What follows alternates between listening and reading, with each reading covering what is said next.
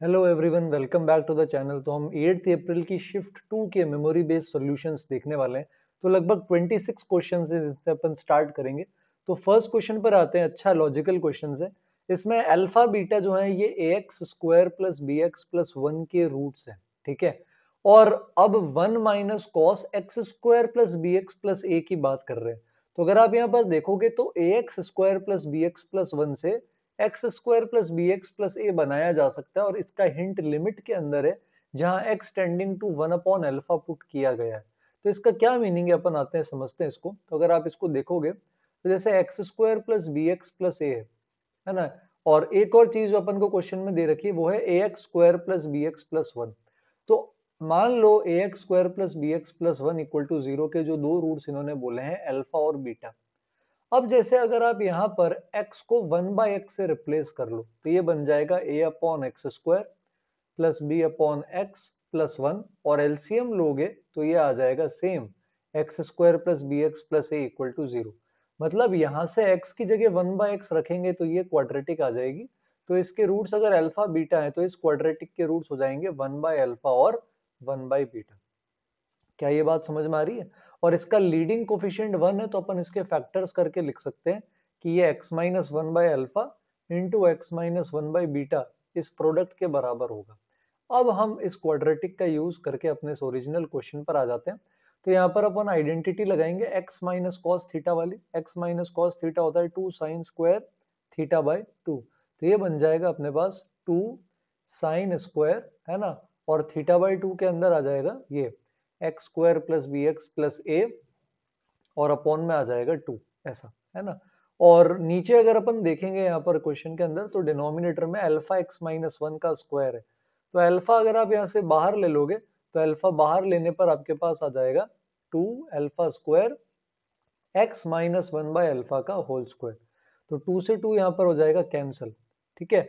अब यहाँ पर अगर अपन इसको चाहें तो स्टैंडर्ड लिमिट बना सकते हैं, क्योंकि x tending to one by alpha है। इस पे डिनोमिनेटर जीरो है, न्यूमरेटर भी जीरो है, क्योंकि अपन ने अभी जस्ट बोला था कि इस क्वाड्रेटिक का ये फैक्टराइजेशन है, तो वन बाय अल्फा इसका रूट है। तो स्टैंडर्ड लिमिट बनाने के लिए अपन क्या कर सकते हैं, x square plus B x plus A by two, है ना, इसके होल स्क्वायर से मल्टीप्लाई डिवाइड कर सकते हैं इस तरह से। अब अपन क्या कर सकते हैं, ये वाली जो क्वांटिटी है ये तो स्टैंडर्ड लिमिट बन जाएगी और इसका आंसर तो आ जाएगा वन के बराबर, तो ये तो चला जाएगा। पीछे क्या बचेगा, ये न्यूमरेटर में और ये डिनोमिनेटर में।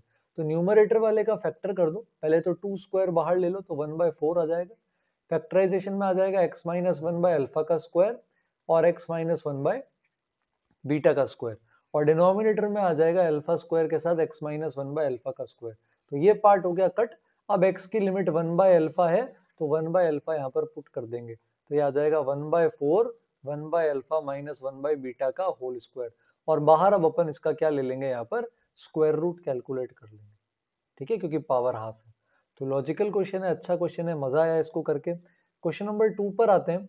यहाँ पर A B C D E ये सेट ए है और यहाँ से set B one two three four में ऑन टू फंक्शंस बनाने हैं। कंडीशन ये है कि ऑन टू फंक्शंस में एफ ऑफ ए की वैल्यू वन के बराबर आनी चाहिए, है ना। तो ऑन टू के अंदर कोडोमेन और रेंज बराबर होता है, तो ये फिर से परम्यूटेशन कॉम्बिनेशन का क्वेश्चन है। काफी सारे पीएनसी के क्वेश्चंस आए हैं, जनवरी में भी आए थे और इस बार भी सेम पैटर्न मेंटेन रखा है। तो यहाँ पर आपके पास one two three four five है, और इधर अपने पास यहाँ पर देखेंगे तो कोडोमेन और रेंज बराबर करनी है। तो कोडोमेन जो है ये वन टू थ्री फोर है ना, इधर A B C D E है, सॉरी। तो यहाँ पर अगर अपन देखें तो इधर A B C D E है और यहाँ पर आ रहा है वन टू थ्री फोर। अब एफ ऑफ ए जो है ये वन के बराबर है। तो एफ ऑफ ए अगर यहाँ पर देखेंगे तो एफ ऑफ ए किसके बराबर आ गया, onto function if F of A equal to one. तो ऑन टू फंक्शन अपन को यहाँ पर बेसिकली क्रिएट करना है, और एफ ऑफ ए है ये वन के बराबर आना चाहिए। तो अब अगर अपन यहाँ पर केस काउंट करने की इधर कोशिश करें तो ए को तो भेज दिया वन, तो वन तो चलो किसी ना किसी की इमेज हो ही चुका है। अब यहाँ पर अपने पास पीछे बचा है बी सी डी ई, है ना। और बी सी डी ई को क्या करना है, अपन को इनके अंदर यहाँ पर भेजना है। और टू थ्री और फोर ये तो पक्का किसी ना किसी के हिस्से में आना ही चाहिए, है ना। कोई ना कोई एलिमेंट तो होना ही चाहिए जो टू थ्री फोर के साथ मैप करे। टू थ्री फोर खाली यहाँ पर नहीं बचना चाहिए अपने पास। ठीक है। तो यहाँ पर अब अपन इसमें केसेस ले सकते हैं, जैसे यहाँ पर आप सोल्यूशन भी देख रहे हो, तो अपन उस तरह से केसेस ले सकते हैं। अब क्या क्या केसेस हो सकते हैं, है ना, ऑन टू होना चाहिए, तो 1 2 3 4 सब किसी ना किसी की इमेज होनी चाहिए। तो जैसे BCD है, मान लो ये सब अलग अलग में जा रहे हैं, जैसे कोई 4 में चला गया, कोई 3 में चला गया, कोई 2 में, कोई 1 में, है ना। तो यहाँ पर 4 जने होंगे और 4 कुर्सियां हैं, अगर सब में 1 1 1 1 ऐसे जाते हैं तो आ जाएगा 4 फैक्टोरियल यानी 24। ठीक है। अच्छा मान लो अगर ये इस तरह से नहीं हो, तो फिर ऐसा हो सकता है कि 2 1 1 हो सकता है, क्योंकि देखो 1 तो ऑलरेडी आ चुका है, तो इनमें से कोई वैल्यू 1 नहीं भी लेगा तो चलेगा, पर 2 3 4 तो किसी ना किसी को वैल्यू लेनी ही पड़ेगी, इसमें कोई खाली नहीं बचना चाहिए। तो एक ऑप्शन हो जाएगा 2 1 1 इस तरह से। ठीक है। तो 2 1 1 जो है अपन BCD, ये चार डिफरेंट चीजें हैं, इनको पहले 3 ग्रुप्स में डिवाइड करके डिस्ट्रीब्यूट करते हैं। तो 3 ग्रुप में डिवाइड करेंगे, 4 फैक्टोरियल अपॉन 2 फैक्टोरियल, 1 फैक्टोरियल यहाँ पर 2 बार आएगा, ऑर्डर मैटर नहीं करता 1 और 1 में, तो यहाँ 2 फैक्टोरियल आ जाएगा। और अब इसको अपन क्या कर देंगे, डिस्ट्रीब्यूट कर देंगे 2 3 4 में इस तरह से। तो अब इसको सॉल्व कर लेंगे तो क्या आ जाएगा, 4 फैक्टोरियल होता है 24, है ना, इनटू में यहाँ पर क्या आ रहा है अपने पास 6 और नीचे 4, तो ये आ जाएगा 36, दोनों के साइड कर देंगे, आंसर आ जाएगा 60। तो फंक्शंस और PNC का कॉम्बिनेशन है, अच्छा क्वेश्चन है, मजा आएगा करके। थर्ड वाला सिंपल है बेटा, रिफ्लेक्सिव सिमेट्रिक ट्रांजिटिव देखना है। तो ये रिफ्लेक्सिव होगा कोई जरूरी नहीं है, मान लो x प्लस एक्स करोगे, x और y सेम होता है ना रिफ्लेक्सिव के लिए, तो x plus Y equal to 7, है ना, ये होना चाहिए ट्रू। तो रिफ्लेक्सिव के केस में क्या होगा, जैसे x और y रिलेटेड है, तो ये रिलेशन है जिसकी ये बात कर रहे हैं। तो रिफ्लेक्सिव के लिए x प्लस एक्स ये हमेशा 7 आना चाहिए, पर ये तो ट्रू नहीं है। हमारे पास x की वैल्यूज कहाँ से आएंगी, अगर यहाँ पर अपन देखने जाएंगे तो 1 2 3 4 5 6 में से आएगी। तो 1 2 3 4 5 6 में कुछ भी लें, जरूरी तो नहीं है कि हर वक्त ये 7 के बराबर आए, तो ये चीज पॉसिबल नहीं है। ठीक है। नेक्स्ट केस के अंदर मान लो x related to y, symmetric देख रहे हैं, तो अब चेक करना है क्या y रिलेटेड टू x है। तो अगर x प्लस वाई 7 है तो बेटा डेफिनेटली y प्लस एक्स भी 7 होगा, तो ये सिमेट्रिक तो होगा ही होगा, है ना।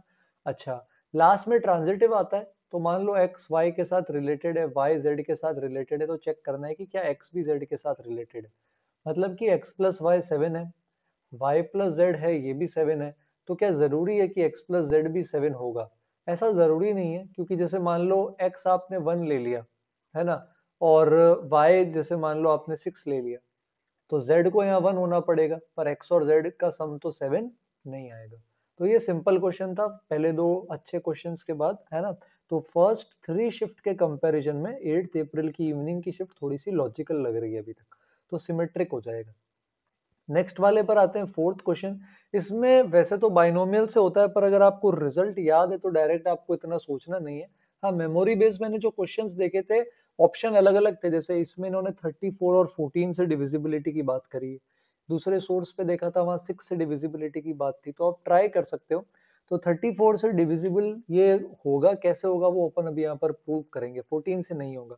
तो पहले एक बार एक्सप्रेशन लिख लेते हैं जो यहाँ पर इन्होंने लिख रखा है। तो यहाँ पर इसके केस के अंदर अगर अपन इसको नोट डाउन करें, तो अपने पास यहाँ पर आ जाएगा, पावर सबकी 190 है ना, तो ये आ जाएगा 25 की पावर 190, है ना, माइनस 19 की पावर 190, माइनस 18 की पावर 190, नहीं 8 की पावर 190, माइनस 2 की पावर 190, प्लस 2 की पावर 190, ऐसा ही एक्सप्रेशन है ना। तो ये आप देख सकते हो। अब डिविजिबिलिटी वगैरह कैसे देख सकते हैं अपन यहाँ पर, तो जैसे कि ये ले लो, इनका डिफरेंस 17 है, इनका डिफरेंस 17 है, तो हिंट मिल रहा है 34 बन सकता है। तो इसको लिख दो 25 की पावर 190 माइनस 8 की पावर 190। ठीक है। और साथ के अंदर अपन यहाँ पर लिख लेंगे, इस सिनेरियो के अंदर माइनस कॉमन ले लोगे तो 19 की पावर 190 माइनस 2 की पावर 190, बाइनोमियल से भी हो सकता है। आप इसको लिख लो 17 प्लस 8 और इसको 17 प्लस 2। मैं तो डायरेक्ट रिजल्ट यूज करने की कोशिश कर रहा हूँ यहाँ पे। डायरेक्ट रिजल्ट में क्या करता हूँ कि x की पावर n माइनस वाई की power n x minus Y से डिविजिबल होता है। ठीक है। पॉलिनोमियल्स में पढ़ते हैं बचपन से, तो ये 25 माइनस 8 17 से डिविजिबल है, ये भी 17 से डिविजिबल है। पर सर आपने तो कहा था 34 से होगा, जी हाँ बिल्कुल होगा। ये ऑड नंबर है, ऑड की पावर ऑड ऑड होता है, ये भी ऑड नंबर की पावर ऑड है, ये भी ऑड होगा। ये तो इवन है, इवन की कुछ भी पावर लोगे तो इवन ही आएगा। तो ऑड में से अगर ऑड सब्ट्रैक्ट करोगे तो इवन हो जाएगा, फिर even minus even plus even करोगे तो फाइनल जो आंसर आएगा वो इवन ही आएगा। मतलब 17 से भी डिविजिबल है और इवन भी है, तो 17 टू ज़ा 34 से डिविजिबल हो जाएगा। ठीक है। तो ये 17 टू ज़ा 34 से यहाँ पर डिविजिबल है। 7 के केस में ऐसा नहीं बोला जा सकता, आप 14 और 7 ये चेक कर सकते हो। 6 से भी ये डिविजिबल होगा, आप ट्राई करना इसी तरीके से और कमेंट्स में बताना। तो ये सिंपल क्वेश्चन था, थोड़ा सा जरूर लॉजिकल है, थर्ड जितना सिंपल नहीं है। तो पेपर अभी तक लेंदी तो नहीं बट लॉजिकल लग रहा है। फिफ्थ क्वेश्चन बेटा, क्लास के अंदर भी और सर्कल्स की रिवीजन सीरीज के अंदर थोड़े से लेक्चर्स है उसमें भी बता रखा है। तो ये बहुत इंपॉर्टेंट क्वेश्चन है, ये ऑलरेडी पहले एक दो बार पूछा जा सकता है, जा चुका है। ध्यान से देखो, एक सर्कल है, उसकी इक्वेशन लिखते हैं x square y square minus 6x plus 4y plus 8। तो ये वाला जो सर्कल है अपने पास, इसका सेंटर अपने पास आ जाएगा। अगर आप x square plus y square minus 6x plus 4y लोगे तो सेंटर इसका 3 कोमा माइनस 2 है। सिर्फ सेंटर की ही जरूरत है, रेडियस की भी जरूरत नहीं पड़ेगी। तो 3 कोमा माइनस 2 सेंटर है और ओरिजिन से इस पे टेंजेंट बनाए गए हैं और उसके सरकम सर्कल की बात कर रहे हैं ओपी क्यू के। तो मान लो ये सर्कल है, ये आपका ओरिजिन है और यहाँ से आपने टेंजेंट बना दिए। तो आप रेडियस से ज्वाइन कर दो बेटा, ये P है, ये O है, ये Q है ना, इसको भी ज्वाइन कर दो। तो ये अपन ने पहले डिस्कस किया है, बहुत इंपॉर्टेंट है। ये जो दोनों पॉइंट्स है 0 0 और 3 कोमा माइनस 2, इसको डायमीटर मान के सर्कल बना दो। अगर आप इसको डायमीटर मान के सर्कल बनाओगे तो ये अपने आप P और Q से पास करेगा। क्यों? क्योंकि अगर ये डायमीटर है तो हमें पता है डायमीटर सर्कल पे 90 डिग्री बनाता है। तो अगर ये सेंटर C है तो OPCQ ये साइक्लिक क्वाड्रिलेटरल है, इसका जो सरकम सर्कल है वही OPQ का भी सरकम सर्कल होगा, वही CPQ का भी सरकम सर्कल हो जाएगा। और इक्वेशन डायमेट्रिक फॉर्म से आती है x minus x1 x minus x2 plus y minus y1 y minus y2 बराबर 0। तो ये सर्कल हमारे पास आ जाएगा, अल्फा कॉमा हाफ से ये पास करता है। तो सिंपल है, कुछ भी नहीं करना। इसके अंदर जो इसका सॉल्यूशन है, इसमें आप x की जगह रख दो अल्फा और y की जगह रख दो हाफ। तो अगर ये आपने पढ़ा हुआ है तो ये 1 मिनट का क्वेश्चन है, वरना आप इस क्वेश्चन को नहीं कर पाओगे एग्जाम में। तो लॉजिकल पेपर है और मजा आ रहा है एटलीस्ट फिफ्थ क्वेश्चन तक। सिक्स्थ पे आते हैं, ये फिर से आसान क्वेश्चन आ गया। x की पावर 7 और x की पावर 10 का कोफिशिएंट निकालना और उसमें डिफरेंस चाहिए। एब्सोल्यूट डिफरेंस मतलब मॉड्यूलस। तो पहले जनरल टर्म लिख लो, ऐसे क्वेश्चन हर शिफ्ट में एक आ ही रहा है जनवरी से, और हर शिफ्ट में देखता हूँ तब यही बोलता हूँ कि बायनोमियल प्लीज अच्छे से कर लेना। तो हमारे पास यहाँ पर है 2x स्क्वायर और प्लस के अंदर हमारे पास है 1/2x की होल पावर 11। तो इसको लिख लेते हैं पहले, 2x स्क्वायर प्लस 1/2x की होल पावर 11। जनरल टर्म लिखेंगे तो आएगा 11 CR 2x स्क्वायर की पावर 11 माइनस आर 1/2x की पावर में आ जाएगा r। तो ये बन गया 11 CR 2 की पावर 11 माइनस आर 1/2 की पावर r, x की पावर में 2 इंटू 11 माइनस आर और अपॉन में माइनस आर। तो 22 माइनस 3r ये आ रहा है x की पावर में। इसको एक बार 7 और एक बार 10 के बराबर कर देंगे तो 7 करोगे r 5 आ जाएगा, या 10 के अगर बराबर कर दोगे आप इसको तो r 4 आ जाएगा। तो एक बार r को 5 रख लो, ठीक है, और एक बार r को आप यहाँ पर 4 रख लो, और दोनों ही केस के अंदर जो भी आपकी वैल्यू आती है वो सब्ट्रैक्ट करके आंसर बता सकते हो। तो सिंपल क्वेश्चन है, 6 में से 2 क्वेश्चन सिंपल, 2 अच्छे लॉजिकल, 2 नॉर्मल लॉजिकल। तो इजी मॉडरेट टफ लग रहा है, 2 2 2 पर नॉट लेंदी एट ऑल, अभी तक तो not lengthy at all. Question number 7 पर आते हैं, ये सिंपल है। डिफरेंशिएबल करना होता है किसी पॉइंट पे पीस वाइज डिफाइंड फंक्शन को, जिसकी अलग अलग डेफिनेशन है, किसी पॉइंट पे चेंज हो रही है। तो मैं one one one one minus one plus पे एक तो वैल्यू बराबर कर दूंगा, एक 1 माइनस और 1 प्लस पे डिफरेंशिएशन बराबर कर देंगे। तो पहले अपन यहाँ पर एफ एक्स स्क्वायर को डिफाइन एफ एक्स को डिफाइन करते हैं, फिर कंटिन्यूस और डिफरेंशिएबल बना देंगे अपन इसको, है ना। तो 0 से लेकर 1 के अंदर ये डिफाइंड है। 0 से 1 में क्या डेफिनेशन है इसकी, 3x स्क्वायर प्लस के रूट एक्स प्लस 1, के जीरो नहीं है, ध्यान से देखना। तो 3x स्क्वायर प्लस के रूट एक्स प्लस 1 ये इसकी डेफिनेशन है, यहाँ पर अपन लिख लेते हैं। तो 3x स्क्वायर प्लस के रूट, और के रूट के अंदर अपने पास आ रहा है x प्लस 1, ये आ रहा है 0 से लेकर के 1 के बीच में, ठीक है। और अगर x 1 से बड़ा है तो एक दूसरी डेफिनेशन है, कौन सी है, mx स्क्वायर प्लस के स्क्वायर। तो यहाँ लिख लेंगे अपन mx स्क्वायर प्लस के स्क्वायर। तो अब यहाँ पर पहले 1 इसमें रखो, इसमें 1 रखोगे तो आएगा 3 प्लस के रूट 2, फिर 1 इसमें रख दो, इसमें 1 रखोगे तो ये आएगा m प्लस के स्क्वायर। अब डेरिवेटिव ले लो, इसका डेरिवेटिव आएगा 6x प्लस के अपॉन 2 रूट एक्स प्लस 1, और इसका डेरिवेटिव आएगा 2mx। 1 पे दोनों बराबर होंगे तो इसमें 1 पुट करोगे तो आएगा 6 प्लस के बाई 2 रूट 2, और इसमें पुट करोगे तो आएगा 2m के बराबर। तो अब यहाँ पर अपने पास 2 इक्वेशन 2 वेरिएबल आ गई है ना। इसको आप चाहो तो डबल कर सकते हो और इसमें से सब्ट्रैक्ट करोगे तो 2m कट जाएगा। वहां से आपके पास k की 2 वैल्यूज आ जाएंगी, एक तो शायद 0 ही आएगी, एक साथ में दूसरी वैल्यू आ जाएगी। तो ये सिंपल है, इसमें बहुत ज्यादा कोई लोड नहीं है। एक बार जब फंक्शन आ जाएगा तो f'8 और f'1/8 निकाल सकते हो। जो आपको f'8 निकालना है, f'8 के लिए आप इसका डिफरेंशिएशन करोगे, आप इसमें 8 पुट करोगे, और f'1/8 में जो पहला वाला है, क्योंकि 1/8 1 से छोटा है, आप इसमें 1/8 पुट करोगे और k और m आप इन इक्वेशन से निकाल लोगे। तो ये अगेन इजी है, हम कर सकते थे। क्वेश्चन नंबर 8 पे आते हैं। ये मे बी लेंदी हो सकता है, डिफिकल्ट तो कहीं से भी नहीं है। 3 नंबर्स हैं एपी जीपी में, है ना, और एक रिलेशन। तो 3 इक्वेशन 3 वेरिएबल सॉल्व करने की कोशिश करनी है। तो पहले 1 बाय, और एक्स वाई जेड पॉजिटिव है, एक्स बड़ा है, फिर वाई उससे बड़ा है, मतलब छोटा है, फिर जेड उससे छोटा है, और तीनों जीरो से बड़े। तो पहले इन तीनों को एपी में रख देंगे, 1 बाय एक्स, 1 बाय वाई और 1 बाय जेड को। अगर 1 बाय एक्स, 1 बाय वाई और 1 बाय जेड को एपी में रखते हैं तो आपको पता है एबीसी अगर एपी में है तो 2b बराबर a प्लस सी होता है। तो 2 टाइम्स 1 बाय वाई ये 1 by x plus 1 by z के बराबर आ जाएगा। सबसे पहली चीज तो ये आ जाएगी, है ना। एक इक्वेशन इन्होंने खुद ने दे दी, 1 by x, 1 by y, 1 by z का सम 3/√2। तो 1 by x plus 1 by y plus 1 by z, इसका सम आ जाएगा 3/√2। तो 1 by x plus 1 by z की वैल्यू यहाँ पर पुट कर दो, 2 बाय वाई पुट कर देंगे इसकी जगह, ऐड होकर बन जाएगा 3 बाय वाई बराबर 3/√2। तो बेटा y यहाँ से आ जाएगा √2 के बराबर। y बराबर √2 आप यहाँ पे पुट भी कर दोगे तो यहाँ से 1 by x plus 1 by z, इसकी इस तरह से अपने पास वैल्यू निकल के आ जाएगी। एक इक्वेशन और चाहिए कि x और z के लिए, उसके लिए अपन को जीपी में बोला है कि x √2y और z ये जीपी में। अब एबीसी जीपी में होते हैं तो मिडिल टर्म का स्क्वायर बी स्क्वायर बराबर एसी होता है। तो √2y का जो होल स्क्वायर है, √2y का होल स्क्वायर 2y स्क्वायर आएगा, ये x इंटू जेड के बराबर हो जाएगा। अब y तो पता है √2, y बराबर √2 इसमें रख देंगे तो 2 2 4 बराबर xz आ जाएगा। तो 4 की वैल्यू xz है, 1 by x plus 1 by z भी √2 के बराबर आ गया, और क्वेश्चन में x plus y plus z ये फाइंड आउट करना है। तो अब अपन इन दोनों इक्वेशन की हेल्प से यहाँ पर x और z की वैल्यू निकाल सकते हैं। y की तो वैल्यू निकाल ली, है ना, x y से बड़ा होगा और z जो है वो इससे छोटा हो जाएगा।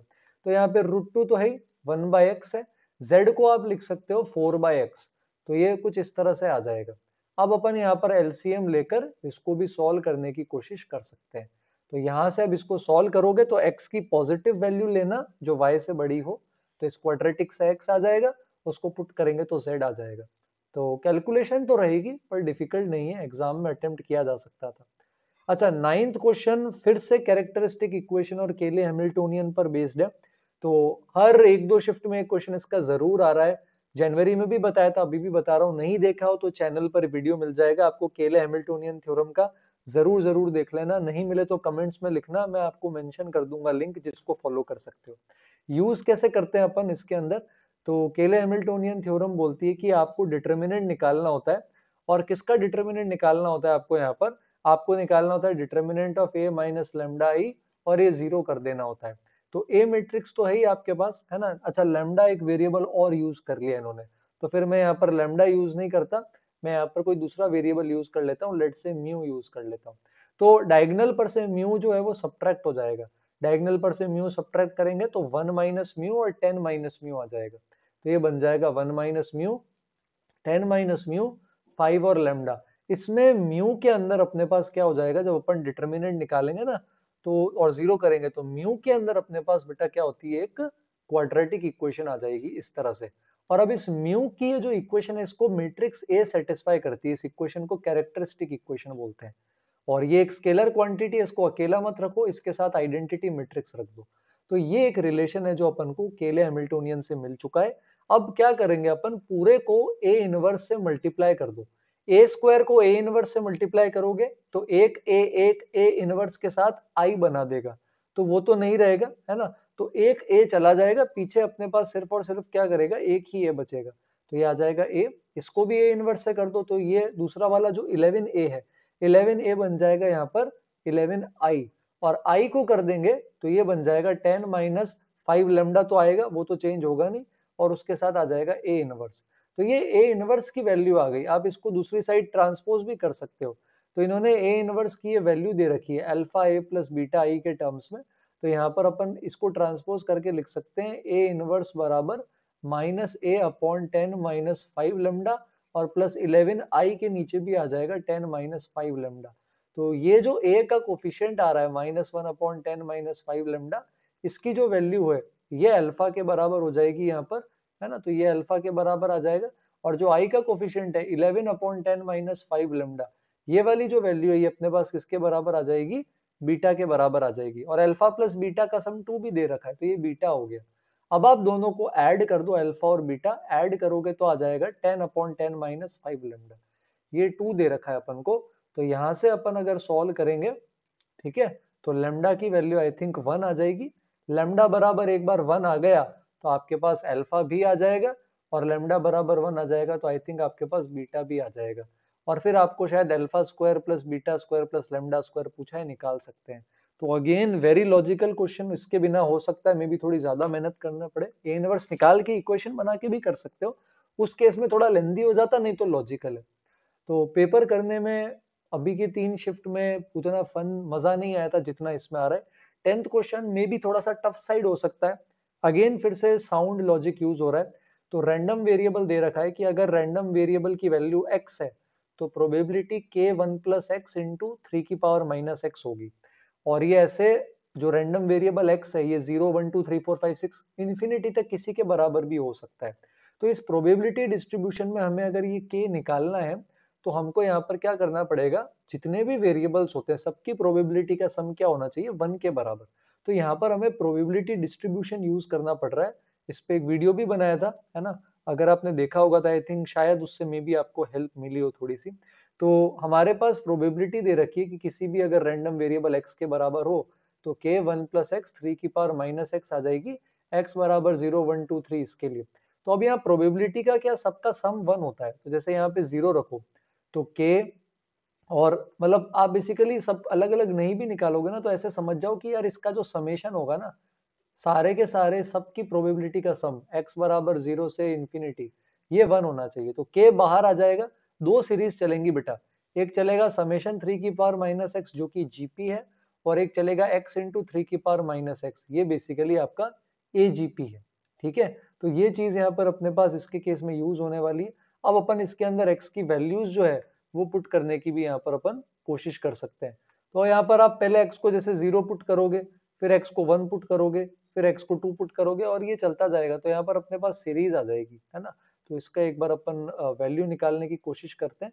तो अगर अपन वैल्यू निकालेंगे यहाँ पे तो ये बन जाएगा, यहाँ पर x को जैसे 0 रखेंगे तो 3 की पावर माइनस 0 1 होता है, फिर 1/3 1/3 स्क्वायर 1/3 क्यूब चलता जाएगा।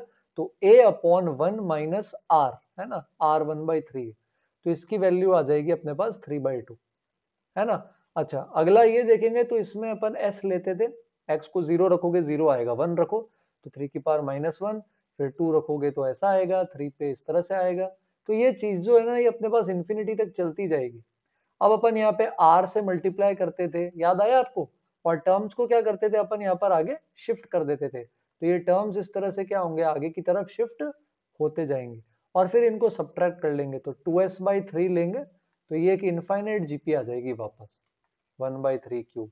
और इसका सम क्या हो जाएगा, a जो कि 1/3 है इस केस के अंदर, और r जो है वो इसका 1/3 रहेगा, तो 1 माइनस 1/3, तो ये हाफ आ जाएगा। लेकिन ये 2s/3 हाफ आया है, अपन को 2s/3 नहीं, अपन को s निकालना है, तो वो 3/4 आ जाएगा। तो ये वाली चीज 3/2 आ गई, और ये वाली पूरी चीज 3/4 आ जाएगी। दोनों का सम कर लेंगे तो आई थिंक 9/4, है ना, 6/4 प्लस 3/4 क्या आएगा, 9/4, 9k/4 1 हो जाएगा। तो अगर कैलकुलेशन अपनी जीपी की या एजीपी की सही रही है पूरी, तो k की वैल्यू 4/9 आ गई। अब k की जो भी वैल्यू आ गई है उसके बाद अपन को पूछा जाएगा x greater than equal to 2 बताओ। तो अपन 2 3 4 5 6 सबकी प्रोबेबिलिटी ऐड करें, इसके कंपैरिजन में ज्यादा बेटर है कि 1 में से 0 की या 1 की प्रोबेबिलिटी हटा देंगे। तो इसके अंदर अपन यही करेंगे, यहाँ पर जब अपन सॉल्व करेंगे तो अपन इसमें से क्या करेंगे, 1 में से 0 आने की और 1 आने की प्रोबेबिलिटी सब्ट्रैक्ट कर देंगे। k तो वैसे भी आ ही चुका है k किसके बराबर है, 3/4, तो एक बार इसमें 0 रख दो, है ना, 0 रखोगे अगर तो ये 3/4 ही आ जाएगा।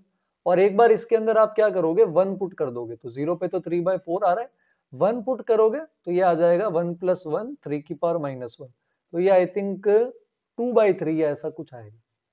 कैलकुलेशन आपको दोबारा यहाँ पर चेक करनी होगी, तो कैलकुलेशन वाला पार्ट आप वापस यहाँ पर चेक कर लेना, और फिर जब आप इसको एलसीएम लेके सॉल्व कर लोगे तो यहाँ पर अपने पास इसके केस में आंसर आ जाएगा, है ना। तो आई होप ये वाला पार्ट जो है ये अपन को थोड़ा सा इस सिनेरियो में क्लियर हुआ होगा। तो प्रोबेबिलिटी डिस्ट्रीब्यूशन अगेन बहुत इंपॉर्टेंट कंसेप्ट है, काफी सारी जगह अपने पास यहाँ पर काम आ सकता है ना, अच्छे से यूज करना है इसको, ठीक है। और के की वैल्यू जो है वो पहले जरूर अपन को यहाँ पर निकालने की रिक्वायरमेंट रहेगी। अगर के की वैल्यू नहीं निकालेंगे तो गड़बड़ हो जाएगा। तो ये बाहर जैसे 3/4 भी आया ना, ये तो ये 3/4 से मल्टीप्लाई होगा, या 2/3 आएगा वो भी 3/4 से मल्टीप्लाई होगा। तो इंपॉर्टेंट कंसेप्ट है, तो इसको हो सके तो प्लीज ध्यान रखना। कैलकुलेशन एक बार आप दोबारा कर लेना, कोई मिस्टेक ना हो, है ना। बेसिक आइडिया आपको बता चुका हूँ, सबकी प्रोबेबिलिटीज का सम जो 0 1 2 3 रखने पर आता है उनका सम 1 होना चाहिए, वहां से के आएगा, उसमें x को 0 रखोगे 1 रखोगे तो 0 पर 1 पर प्रोबेबिलिटी आएगी, वो 1 में से सब्ट्रैक्ट करेंगे तो 2 3 4 5 6 इन सब की प्रोबेबिलिटी का सम आ जाएगा। तो ये 10th क्वेश्चन सबसे लॉजिकल क्वेश्चन है, पूरे के पूरे 26 क्वेश्चंस का स्टार मार्क कर लेना, आगे काम आ सकता है। तो ये वापस splitting the limits definite integration का क्वेश्चन आ गया अपने पास, है ना। तो डेफिनेट इंटीग्रेशन के लिए अब अपन यहाँ पर एक मिनट पेज चेंज कर लेते हैं, हाँ एक सेकेंड, ओके। तो डेफिनेट इंटीग्रेशन करना है 0 से 2.4, और इंटीजर पार्ट एक्स स्क्वायर है, ये आप देख सकते हो यहाँ पे। तो जहां जहां एक्स स्क्वायर इंटीजर होगा वहां वहां पर आपको इसको क्या करना पड़ जाएगा, ब्रेक करना पड़ जाएगा ऐसा। तो यहाँ पर एक्स स्क्वायर कहाँ इंटीजर होता है, तो 0 से 1 के बीच में, ये 0 से 1 में ही रहता है।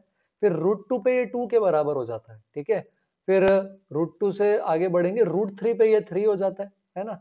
ये ध्यान रखें कि आपका x 2.4 से आगे नहीं निकल जाएगा, ब्रेक तो कर ही रहे हैं। फिर आगे जाएंगे तो √3 से लेकर √4 तक जाएगा, √4 2 हो जाएगा। फिर 2 से लेकर √5 जाएगा, √5 जो है वो 2.23 आता है ना। √6 के लिए √6 भी जा सकता है, √5 से √6, क्योंकि 2 नहीं, √6 नहीं जा सकता, 2.4 का होल स्क्वायर होता है 5.76। तो √6 जो है ये 2.4 से बड़ा होगा, तो यहां तक नहीं जा पाएगा। तो √5 से लास्ट में 2.4 तक ही जा पाएगा। अब 0 से 1 में एक्स स्क्वायर का इंटीजर पार्ट 0 होगा, 1 से √2 में एक्स स्क्वायर 1 से 2 के बीच में होगा, तो इंटीजर पार्ट 1 होगा। √2 से √3 का स्क्वायर 2 से 3 होता है, तो इसमें इंटीजर पार्ट 2 होगा। √3 से 2 के बीच में स्क्वायर करोगे तो 3 से 4 आएगा, इसमें इंटीजर पार्ट 3 होगा। फिर 2 से √5 का स्क्वायर करोगे तो 4 से 5 आएगा, इसमें इंटीजर पार्ट 4 होगा। फाइनली लास्ट में √5 से 2.4 में स्क्वायर करोगे तो 5 से 5.76 में इंटीजर पार्ट 5 होगा।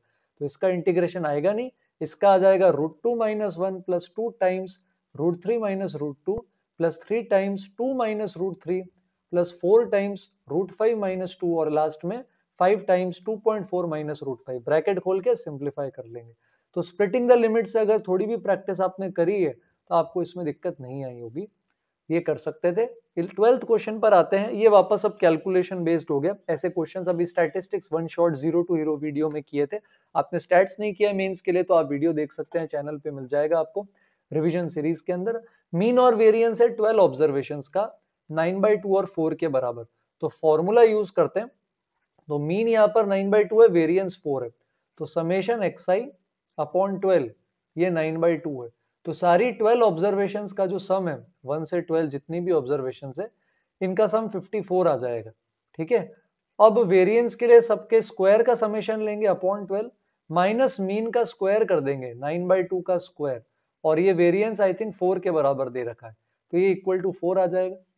अब एक तरफ ले जाते हैं, समेशन xi स्क्वायर बाय 12 ये आ जाएगा 4 + 81/4, 12 से मल्टीप्लाई कर लो तो 48 + 2 43, ये आई थिंक 291 आ रहा है। तो समेशन xi स्क्वायर जो है 1 से 12 स्क्वायर ये 291 आ जाएगा। अब इसमें दो ऑब्जर्वेशन चेंज कर दिए तो हमको भी करने पड़ेंगे।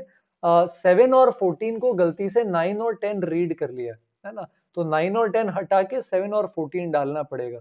तो यही चीज सम में भी करनी पड़ेगी और वेरिएंस में भी। तो यहां से क्या करोगे, पहले आप 9 हटाओ 10 हटाओ और 7 और 14 ऐड कर दो, तो नया सम जो है ये हो जाएगा 56 के बराबर, ठीक है। अपॉन में वापस 12 कर देंगे तो ये तो नया आपके पास क्या आ जाएगा 14/3, ये नया मीन हो गया म्यू या x बार म्यू। वेरिएंस के लिए भी क्या करेंगे, 291 में से 9 का स्क्वायर 10 का स्क्वायर हटाओ, 7 का स्क्वायर और 14 का स्क्वायर ऐड करो, अपॉन में आएगा 12 और माइनस के अंदर ये जो नया मीन आया इसका होल स्क्वायर, ये नया वेरिएंस हो गया और ये नया मीन हो गया, और आंसर के अंदर करेक्ट वेरिएंस ही पूछा है तो वो m/n आप निकाल सकते हो। तो सिंपल है, बस कैलकुलेशन का ध्यान रखना है। नेक्स्ट क्वेश्चन पर आते हैं, हमसे कोप्लेनर वेक्टर्स पूछे। कोप्लेनर वेक्टर्स में क्या होता है, बॉक्स प्रोडक्ट जीरो होता है ना। तो यहां पर इसका डिटर्मिनेंट जीरो कर लेंगे। तो कहने को वेक्टर का क्वेश्चन है, पर डिटर्मिनेंट की प्रॉपर्टीज यूज करनी पड़ सकती है सॉल्व करने में। तो पहली वाली जो होगी v1 v2 v3 वाला बॉक्स प्रोडक्ट की डिटर्मिनेंट, उसमें कोफिशिएंट आएंगे a11 1b1 11c। तो बनाते हैं पहले इसको, है ना। अगर इसको बनाएंगे तो क्या आ जाएगा अपने पास determinant, a11 1b1 11c। Solve कर लेते हैं। सॉल्व करने पर आएगा abc माइनस a, और माइनस में क्या आ रहा है c, और प्लस में 1 आ जाएगा, प्लस में 1 माइनस b, आई थिंक ऐसा कुछ आएगा, ये जीरो है। तो यहां से abc equal to 2 plus a plus b plus c, ऐसा आ रहा है। नहीं, abc प्लस 2 बराबर a प्लस बी प्लस सी, ये पहली इक्वेशन हो गई। हमें a प्लस बी प्लस सी निकालना है। अब सेकंड वाले के अंदर क्या कोफिशिएंट आएंगे, पहली वाली रो में आ रहा है a plus b c c, तो यहां पर बनाते हैं determinant a plus b c c. Second row के अंदर देखते हैं क्या कोफिशिएंट है, आई जे के कैप के, ए बी प्लस सी और ए बी प्लस सी और ए, तो यहाँ आ जाएगा ए बी प्लस सी और ए आ जाएगा, और फाइनली लास्ट रो में बी बी और ए प्लस सी, तो यहाँ आ जाएगा बी बी ए प्लस सी। अब इसको देखते हैं कि क्या अपन थोड़ा सा सिंप्लीफाई करके फिर एक्सपेंड कर सकते हैं। तो इस थोड़ा सा यहाँ पर अपन कर सकते हैं, जैसे इस सेकेंड कॉलम में से थर्ड कॉलम को रिमूव कर दो, है ना। तो अपने पास यहाँ पर क्या आ जाएगा इसके केस के अंदर, a plus b 0 c, a b plus c minus a b और b minus a plus c आ जाएगा ये।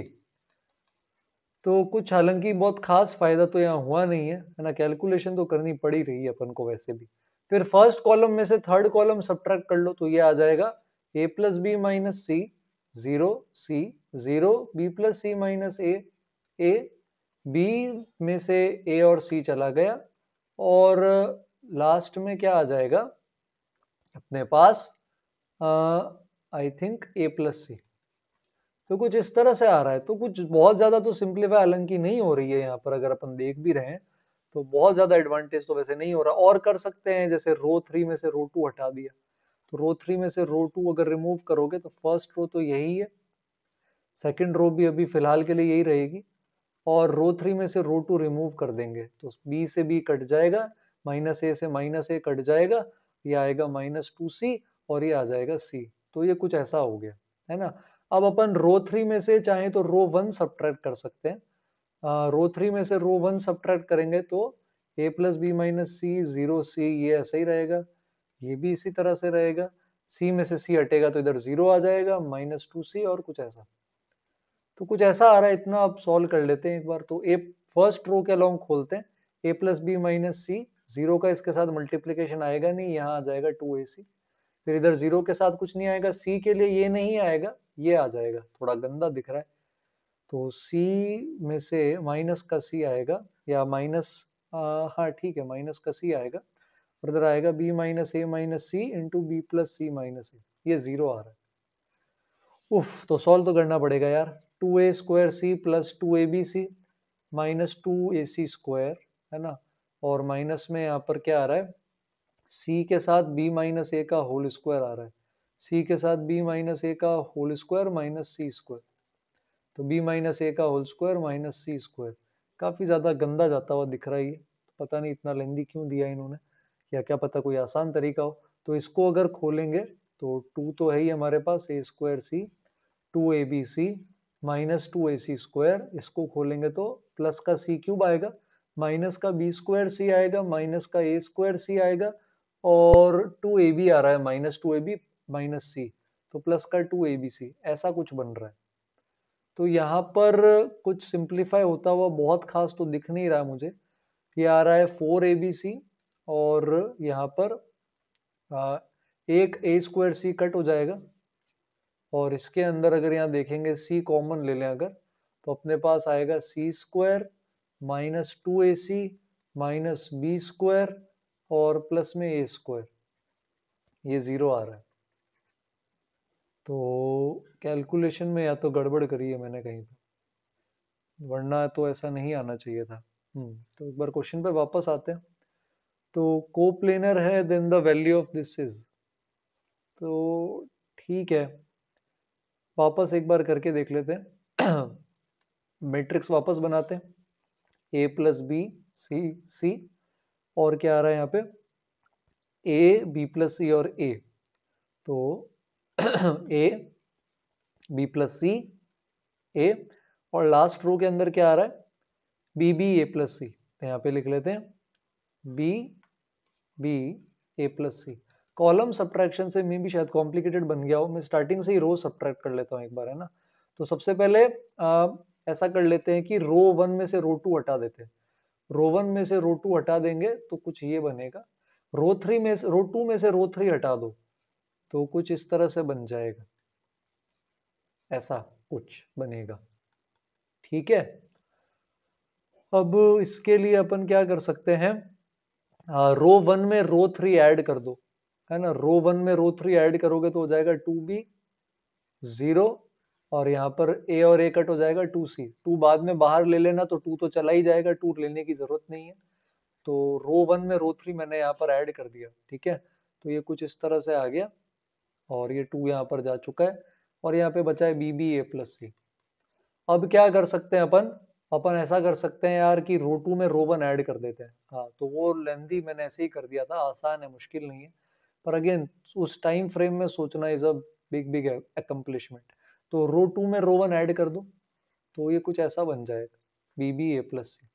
और अब फाइनली आई थिंक रो 3 में से रो 1 को उड़ा दो, रो 3 में से रो 1 को उड़ाओगे तो बी 0 सी ए सी 0, यहाँ आएगा 0 बी और ए, ऐसा बन जाएगा, है ना। इसको सॉल्व कर देंगे तो ये आ जाएगा ए बी सी माइनस इधर कुछ हो नहीं रहा, और सी के साथ आ जाएगा ए बी सी, ये 0 आ रहा है, तो मतलब ए बी सी की वैल्यू 0 हो गई।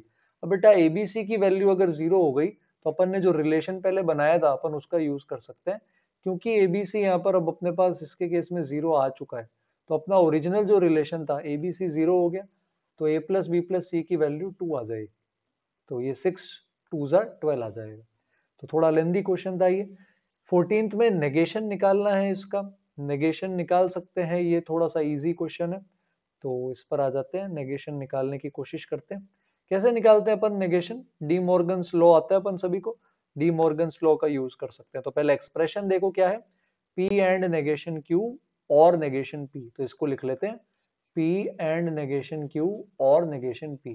तो अब डी मॉर्गन्स लॉ से नेगेशन ले लेते हैं, पहले इसका नेगेशन होगा तो इसमें आएगा पहले P का नेगेशन और बन जाएगा एंड, और नेगेशन Q बन जाएगा Q, साइन चेंज हो जाएगा, ये एंड और नेगेशन P बन जाएगा P। अब डिस्ट्रीब्यूटिव लॉ लगाओ, नेगेशन P का पहले एंड होगा P के साथ, नेगेशन P एंड P, बीच में और है फिर Q का एंड होगा P के साथ, तो ये बन जाएगा नेगेशन P एंड P, ये फॉल्स होता है, और फॉल्स का किसी के साथ भी यूनियन ले रहे हैं और ले रहे हैं तो स्टेटमेंट इटसेल्फ ही बचता है, तो आंसर आ जाएगा Q और P। ट्रूथ टेबल से भी कर सकते हो, पर टाइम बचाने के लिए मैंने यहाँ पे लॉज यूज कर लिए। 15th के अंदर फिर से पी एंड सी आ गया, बहुत सारा वेटेज रहा है इस बार इसका।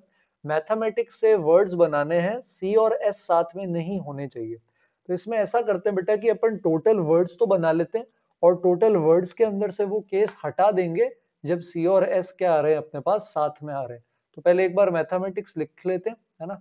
मैथमेटिक्स के अंदर क्या क्या आता है, M A T H E M A T I C और एस, तो टोटल 1 2 3 4 5 6 7 8 9 10 11 लेटर्स है, तो total words 11 factorial upon M और एम अलाइक है तो 2 फैक्टोरियल, ए और ए भी अलाइक है 2 फैक्टोरियल, टी और टी भी अलाइक है तो 2 फैक्टोरियल, बाकी एच ई आई सी एस अलग है। इसमें से वो केस हटा दो जब सी एस साथ में, सी एस साथ में होंगे तो ये पूरा एक बॉक्स बन गया। अब 11 नहीं 10 लेटर्स होंगे तो 10 फैक्टोरियल, फिर इधर आ जाएगा वापस double M double A double T और सी एस का इंटरनल अरेंजमेंट, तो इंटू में 2 फैक्टोरियल आ जाएगा ऐसा। अब आंसर जो है वो अपन को यहाँ पर किस फॉर्म में बताना है, 6 फैक्टोरियल के फॉर्म में। तो अपन इसमें से 6 फैक्टोरियल कॉमन निकाल लेते हैं।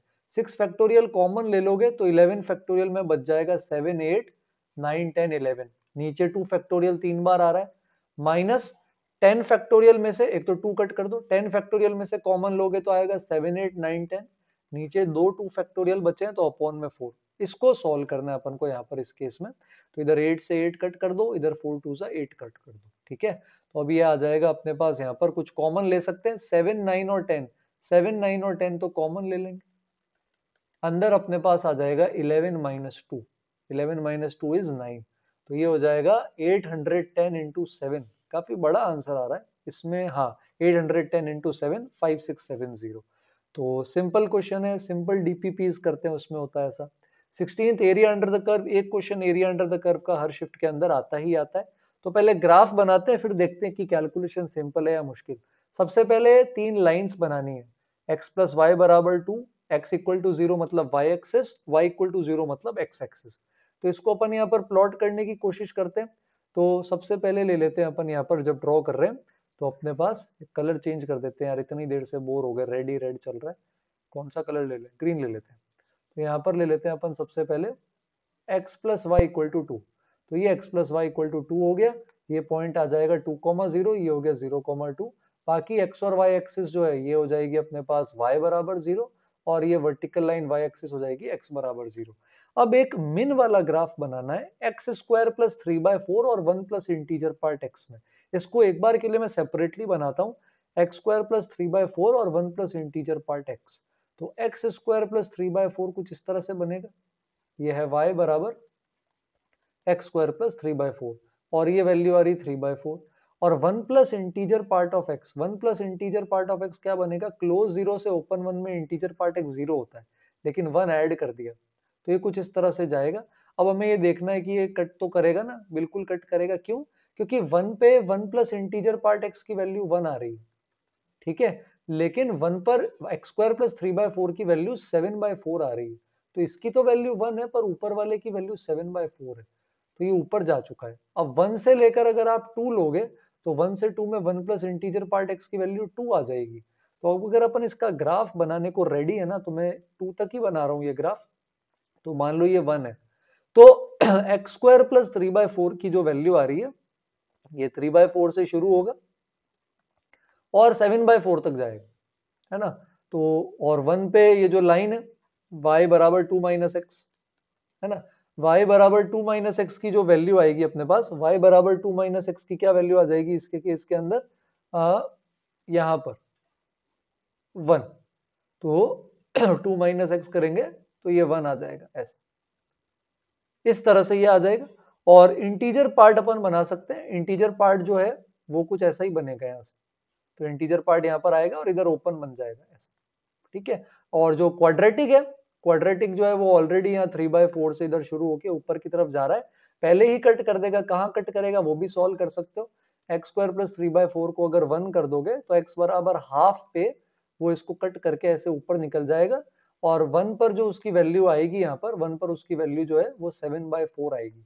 तो 1 पर वैल्यू 7/4 में वो इसको भी कट कर चुका है, वो यहाँ पर है 7/4। अब इसके आगे भी ये बढ़ेगा, है ना। 2 पर इसकी जो वैल्यू आएगी, 2 तक इसकी वैल्यू आ जाएगी 4, है ना। और यहाँ इंटीजर पार्ट जो है 1 प्लस इंटीजर पार्ट x, ये 1 से लेकर 2 के बीच में 2 ही रहेगा। तो अब इंटीजर पार्ट वाला तो कुछ ऐसा बनेगा, लेकिन ये कर्व इस तरह से लगातार ऊपर इंक्रीज करता जाएगा, और 2 पर तो वैल्यू जो है वो इसकी बहुत ऊपर चली जाएगी, 4 ही चली जाएगी ऐसा।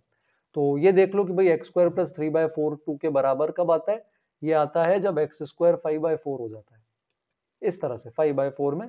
तो 5/4 के अंदर ऐसा सिचुएशन जो है वो क्रिएट होता है, और रूट ऑफ 5/4 ये वैल्यू आ जाएगी रूट ऑफ 5/4, ऐसा कुछ आ जाएगा। अब अपन को यहाँ पर मिन लेना है, क्वेश्चन अगर आप देखोगे तो इसके केस के अंदर आपको यहाँ पर मिन लेना है। मिन मतलब जो चीज नीचे होती है। तो यहाँ पर अगर मैं मिन को वापस एक दूसरे कलर से शो करूं, तो मिन के अंदर क्या होगा, जो नीचे, तो जैसे यहाँ पर ये पैराबोला जो है ये इधर नीचे था, फिर पैराबोला के बाद यहाँ पर ये इंटीजर पार्ट नीचे हो गया ऐसा, ठीक है। तो ये वाला पार्ट इसके अंदर नीचे हो गया था। इसके आगे फिर इंटीजर पार्ट के अगर वापस जाएंगे तो फिर से पैराबोला नीचे है, फिर से इंटीजर पार्ट नीचे है। पर अपन को तो x बराबर 0, y बराबर 0, x plus Y equal to 2 के साथ लेना है। तो जिस एरिया की ये बात कर रहे हैं वो ये वाला हिस्सा आ जाएगा ऐसा।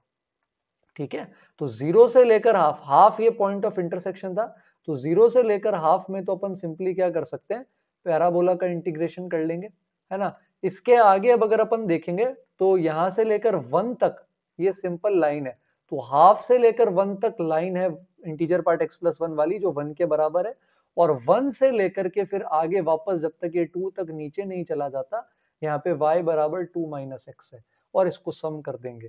तो लॉजिकल है, थोड़ा लेंदी है, अच्छे क्वेश्चन की कैटेगरी में लेंगे। इस शिफ्ट के क्वेश्चन थोड़े से मजेदार लग रहे हैं, गंदे नहीं है कि कुछ चमके नहीं, पर मजेदार क्वेश्चन है।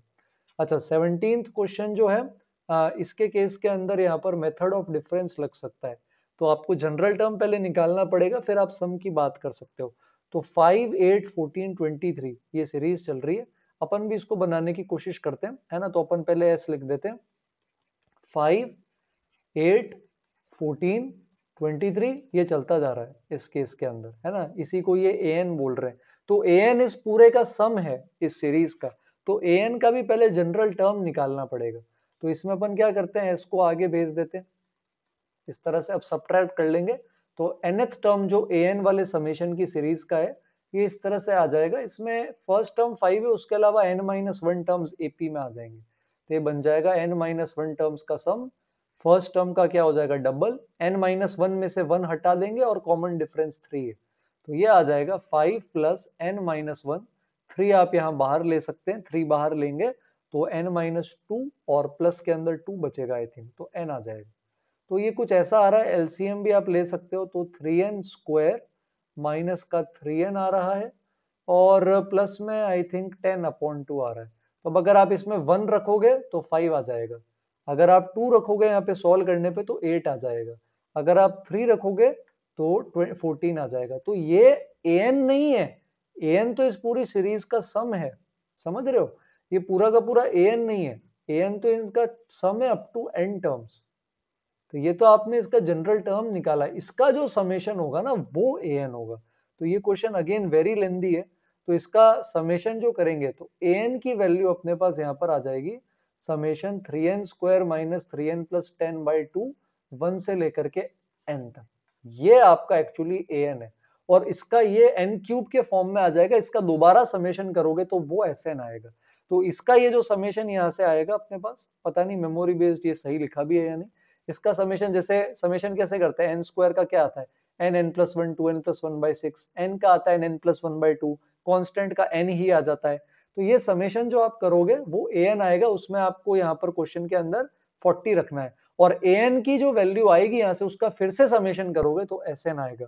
तो काफी लेंदी है, एंड तक मैं नहीं कर रहा सॉल्व, मैंने मेथड ऑफ डिफरेंस आइडिया दिया, आपको ट्राई करना है, बट अगेन ये बहुत लेंदी सवाल था। तो ये था हमारा क्वेश्चन 17। बाकी क्वेश्चन दूसरे सोर्स से मिले, ये वाला क्वेश्चन आई थिंक अपन देख चुके हैं, यहाँ पर पावर्स कुछ और थी, तो मैं बस ये दिखाना चाह रहा था कि हम श्योर नहीं है मेमोरी बेस में पावर्स कौन सी है। तो अच्छा, नेक्स्ट वाला कॉम्प्लेक्स है, कॉम्प्लेक्स में भी ऑलमोस्ट एक क्वेश्चन तो आते हैं हर शिफ्ट में, प्योरली इमेजिनरी है, ये क्वेश्चन रिपीट हुआ है, पीवाई क्यूज में जाके देखोगे बेटा तो ये मिल जाएगा। 1+2 iota sine theta upon 1 minus iota sine theta, ये प्योरली इमेजिनरी है। प्योरली इमेजिनरी का रियल पार्ट 0 होता है, तो अपन पहले इसको रैशनलाइज करके फिर इसका रियल पार्ट 0 कर सकते हैं। तो हमारे पास है 1+2 आयोटा साइन थीटा, और अपॉन में यहाँ पर आ जाएगा इसके केस के अंदर 1 माइनस आयोटा साइन थीटा, तो 1 माइनस आयोटा साइन थीटा। अब इसको रैशनलाइज कर देंगे, ऊपर आएगा 1 प्लस आयोटा साइन थीटा, नीचे भी आ जाएगा 1 plus iota sine theta, multiplication करेंगे तो ऊपर 1-2 sine theta, 3 iota sine theta, और नीचे 1 प्लस साइन स्क्वायर थीटा आएगा। ये आपको खुद से सॉल्व करना है, प्योरली इमेजिनरी है बेटा, तो रियल पार्ट 0 कर देंगे, वहां से साइन थीटा हाफ आ जाएगा, साइन थीटा की वैल्यू, एक minute, purely imaginary then the value of theta π/4 तो नहीं आ रहा, एक मिनट कैलकुलेशन देख लेते हैं वापस। हाँ सॉरी, यहाँ साइन स्क्वायर आएगा, हाँ, तो साइन स्क्वायर थीटा हाफ है, वहां से साइन थीटा π/4 आ जाएगा। तो ये क्वेश्चन सिंपल है ना। नेक्स्ट के अंदर ये वापस इक्विवेलेंट पूछा है इसका, पर ये क्वेश्चन एक्चुअली नहीं था, एक्चुअली नेगेशन वाला ही था। आप अगर क्वेश्चन वापस जाके देखोगे तो नेगेट करने के बाद यही बन गया था। तो अलग अलग वेरिएशंस मिलते हैं बेटा ऑनलाइन, है ना। ये क्वेश्चन अभी तक अपन ने नहीं देखा। कोऑर्डिनेट का थोड़ा लेंदी सवाल है। ट्राइंगल के 3 मिड पॉइंट दे रखे और इन सेंटर निकालना है डी, और इन सेंटर पैराबोला पे रखेंगे तो वहां से ए आ जाएगा और फिर फोकस बताना है। तो पैराबोला का फोकस निकालना है। इस five square equal to 4ax parabola का फोकस a, 0 होता है।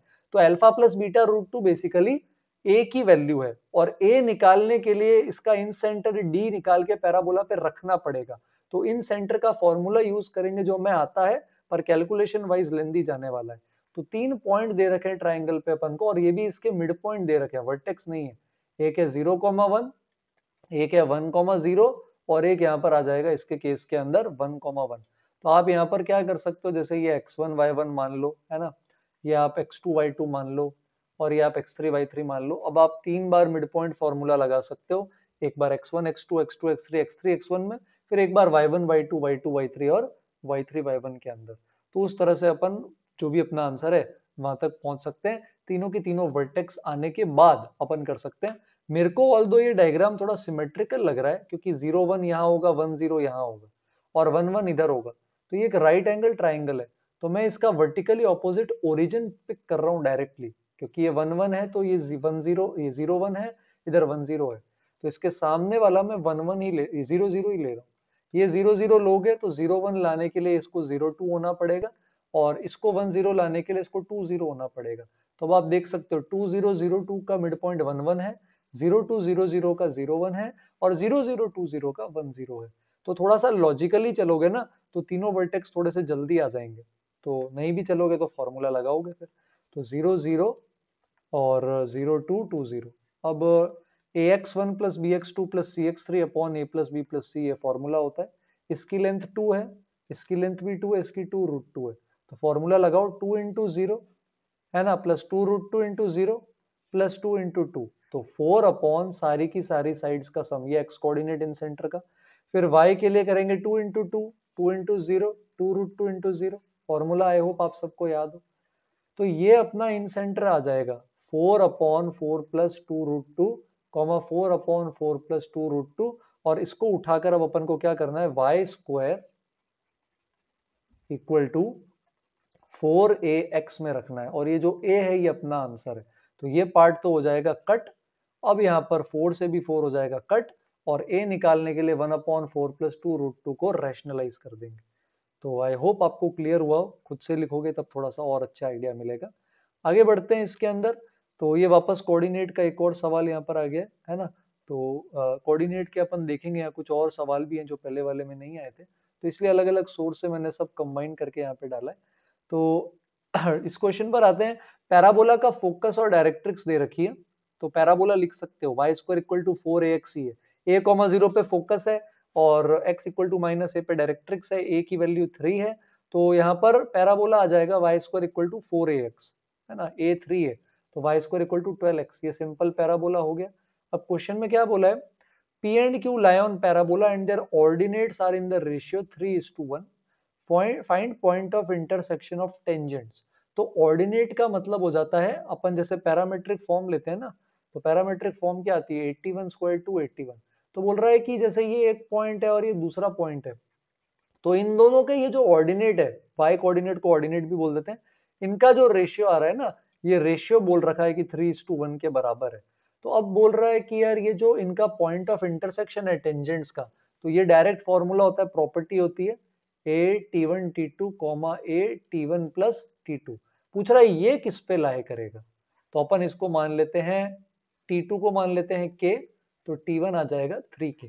ठीक है, तो ये हो जाएगा a इंटू के इंटू 3k। तो लोकस निकालना है, h जो है ये आ जाएगा a इंटू के इंटू 3k, और y जो है ये इसको मान लेते हैं, अच्छा k तो यहाँ पे रिपीट हो जाएगा, चलो ठीक है मैं इसको x ही मान लेता हूँ लोकस के लिए, और इसको y मान लेता हूँ।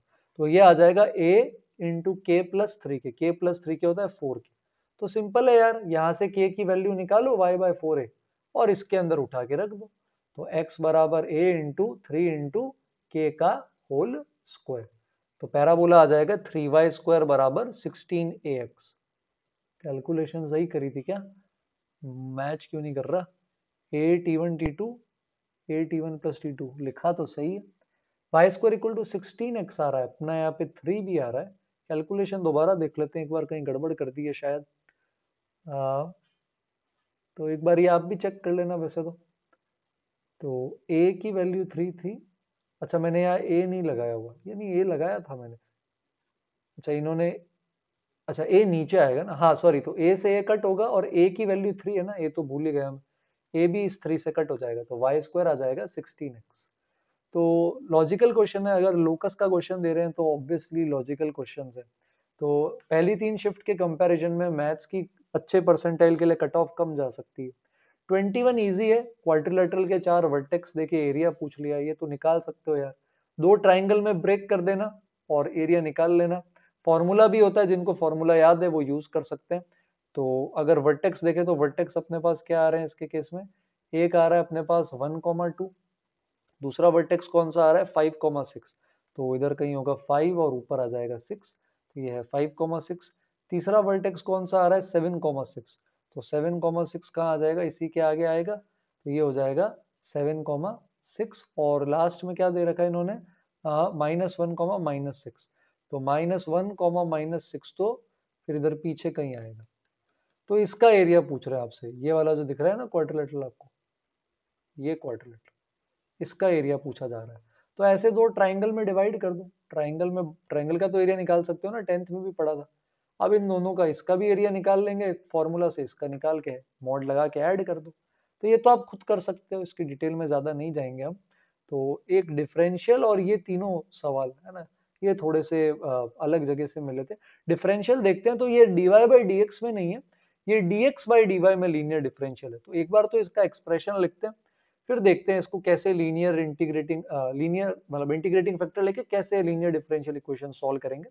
तो dx बाई dy तो आया ही अपने पास, और साथ में क्या है -3 sin y upon cos y ln cos y, तो यहाँ पर लिख लेते हैं -3 sin y upon cos y, और इधर आ जाएगा अपने पास ln cos y, साथ में इधर x है और इक्वल टू के अंदर अगर अपन जाएं तो यहाँ पे sin y upon ln cos y whole square cos y, तो यहाँ पर sin y upon ln cos y whole square cos y, ऐसा कुछ दे रखा है।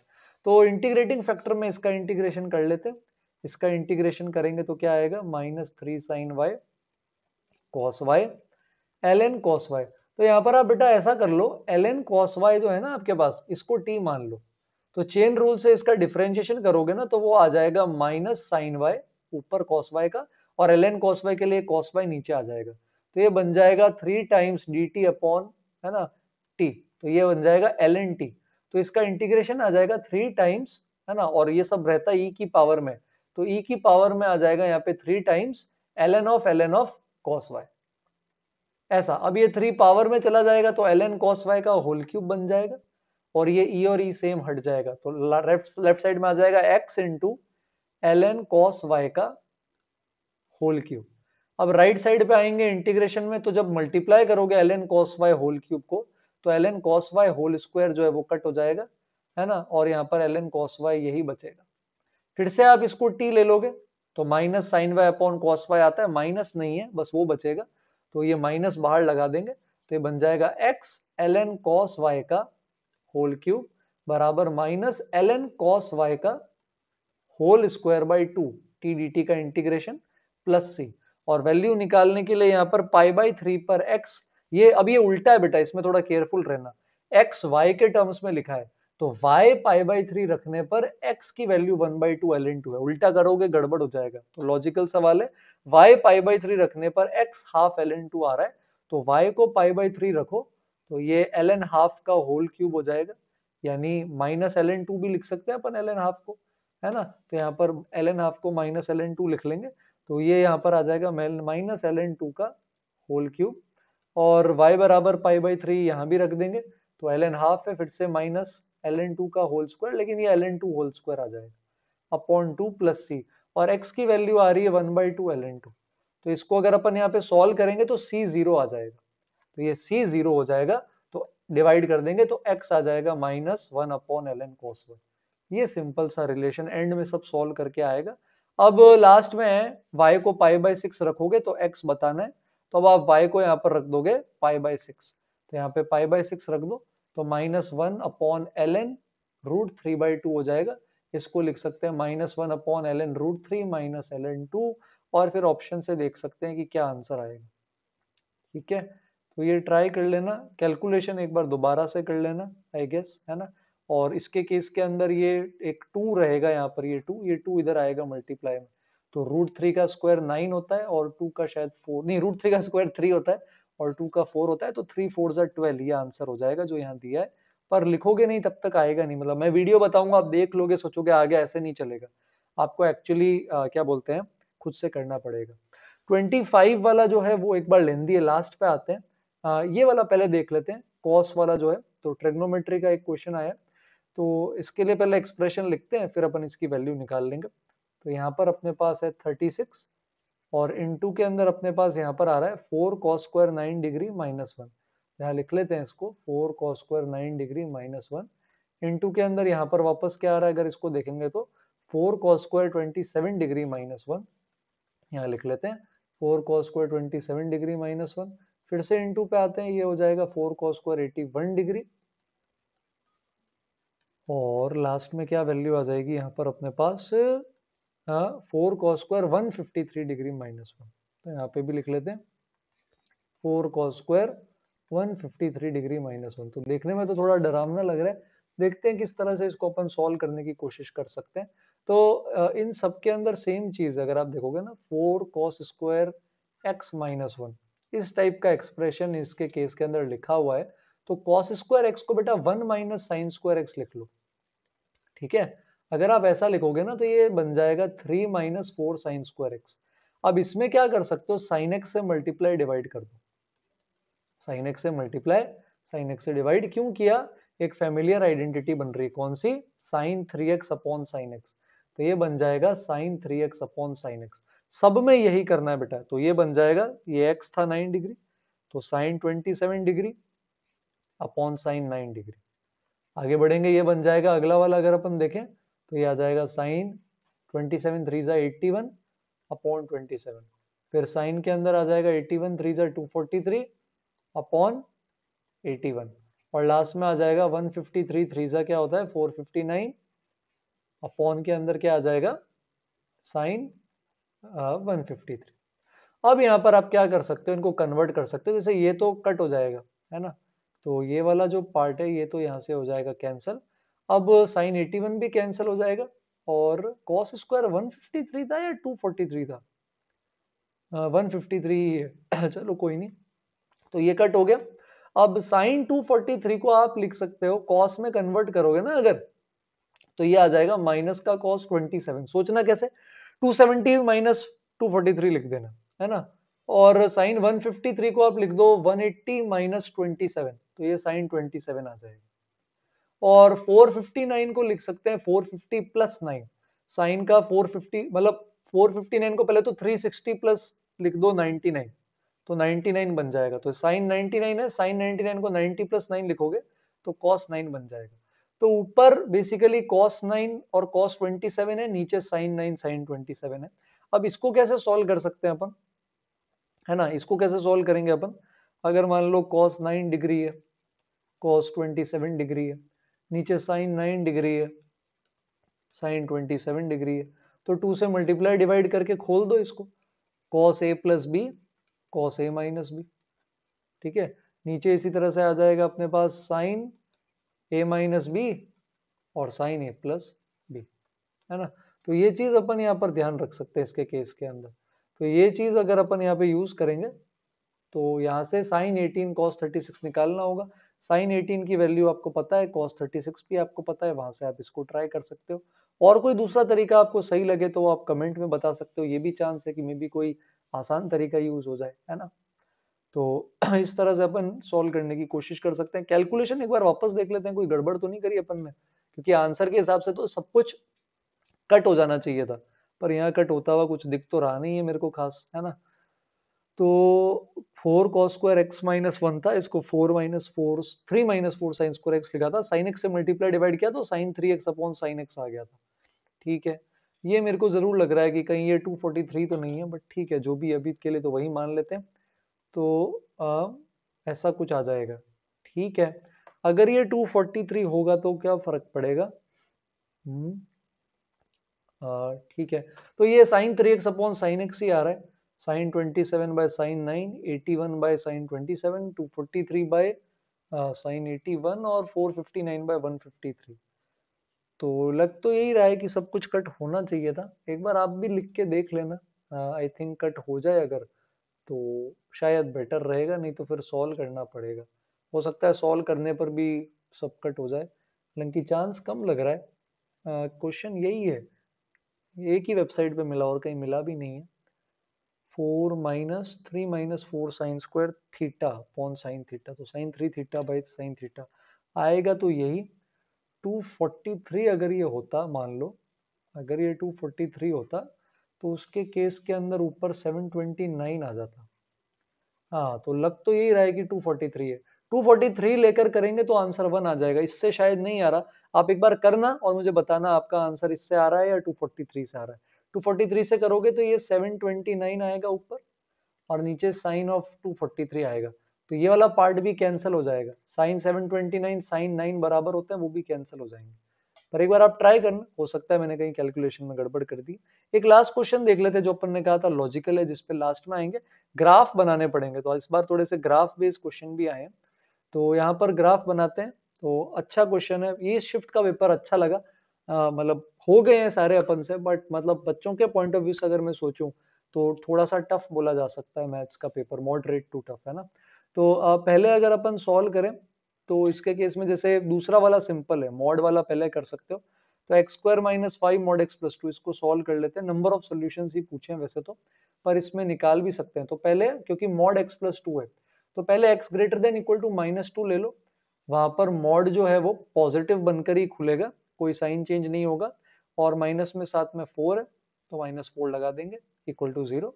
तो x² - 5x - 16 आ जाएगा। दो रूट्स आएंगे, 5 प्लस माइनस और रूट में 25 प्लस 64 अपॉन 2।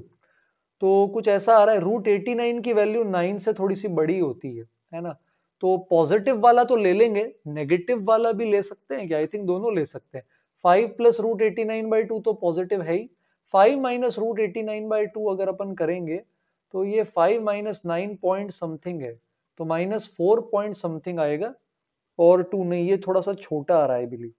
हाँ, जैसे मान लो 9.5 लेते हैं अगर, तो इसकी वैल्यू 2 से -2 से छोटी आ रही है, तो एक रूट रिजेक्ट हो जाएगा ये वाला, एक रूट एक्सेप्ट हो जाएगा। दूसरे वाले केस के अंदर अपन यहाँ पर अगर जाएंगे, तो दूसरे वाले केस के अंदर अपन यहाँ पर क्या कर सकते हैं, इस सिचुएशन के अंदर x greater than equal to -2 लिया था यहाँ पर। दूसरा में केस में ले सकते हैं एक्स लेस देन -2, तो वहां पे साइन चेंज हो जाएगा। ऐसे प्लस का आएगा, माइनस का 4, तो x² + 5x + 6 बन जाएगा। इसके रूट्स आएंगे -2 और -3, है ना। तो ओ एक मिनट, कैलकुलेशन सही है क्या अपनी? -2 सेटिस्फाई कर रहा है क्या इसको?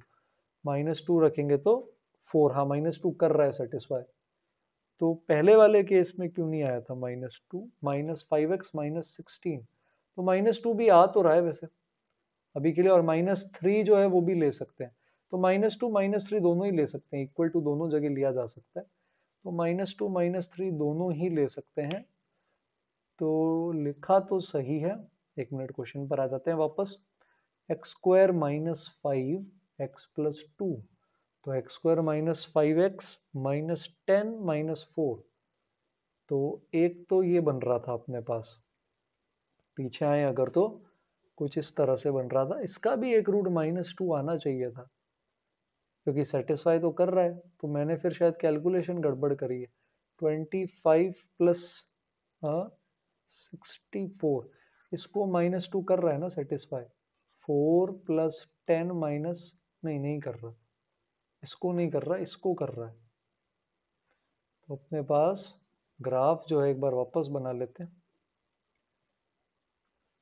तो अपने पास x² - 5, क्या हो गया, मिस्टेक्स हो रही है आज। मॉड x+2 -4 है, मॉड x+2 -4, तो इक्वल टू 0 है। -2 वैसे कर तो रहा है, दो केस ले लेते हैं। फर्स्ट केस में ले लेते हैं x greater than equal to -2, तो पॉजिटिव ही रहेगा। कुछ ऐसा आएगा। अच्छा, मैंने कैलकुलेशन में गड़बड़ कर दी है, यहाँ -14 आएगा, मैंने 16 ले लिया। तो फैक्टर्स हो जाएंगे x - 7 और x+2, तो दो रूट्स आ रहे हैं बेटा, एक -2 और 7 आ रहा है। -2 ले सकते हैं और 7 भी इससे बड़ा ले सकते हैं, पहले वाली कैलकुलेशन गड़बड़ थी। -2 और 7 आ रहा है, दूसरे में x लेस देन -2 लोगे तो अभी अपन ने देखा था एक -2 आ रहा था, एक -3 आ रहा था। -2 पहले ही ले चुके हैं, -3 इससे छोटा है उसको भी ले लेंगे। तो मॉड वाले के तो बेटा 3 रूट आ रहे हैं और वो सॉल्वेबल भी है। दूसरे वाले के अंदर आई थिंक अपन को ग्राफ बनाना पड़ सकता है। तो x² - 12x + 31 है, x² - 12x + 31 और plus integer part of x बराबर 0, इसकी बात कर रही है ना, सही लिखा है ना अपन ने।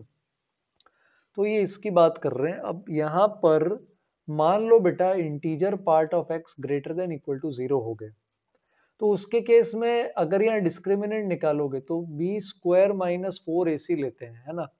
तो अगर मान लो इंटीजर जैसे 4 इंटू a इंटू सी की बात कर रहे हैं यहाँ पे, जो भी इंटीजर पार्ट x वैल्यू दे रहा है, तो अगर यहाँ पर इसकी वैल्यू 5 या 5 से बड़ी हो गई तो वैसे भी कुछ नहीं आने वाला। तो ऐसा कुछ सीन बन रहा है, ठीक है। तो अपन को यहाँ पर क्या लेना है, देखो मैं आपको बताता हूँ।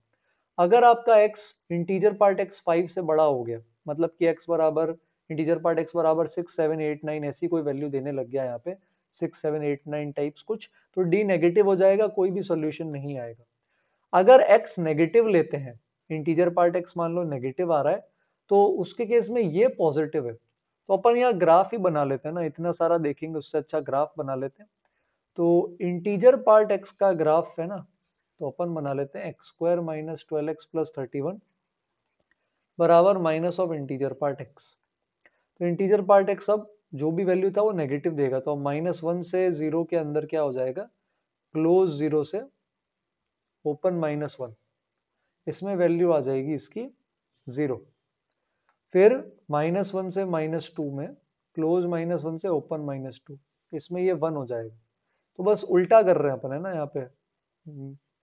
फिर -2 क्लोज से, एक बार वापस बना लेते हैं, कुछ गड़बड़ तो नहीं है, एक सेकेंड।